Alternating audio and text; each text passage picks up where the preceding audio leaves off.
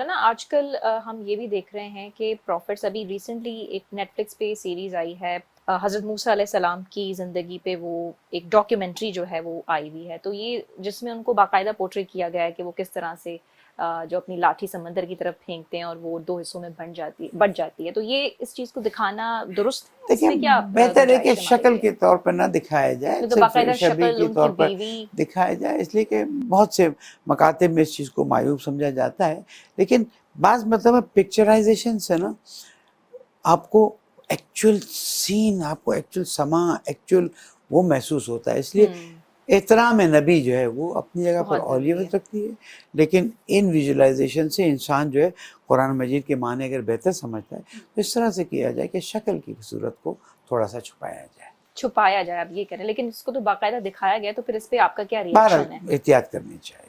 تو اس میں گنجائش یعنی کتنی ہے کہ یہ ٹھیک اب ہے؟ یہ تو جیسے جو پروڈیوسرز ہیں وہی اس چیز کو دیکھیں کہ کیسے دکھایا جا سکتا ہے۔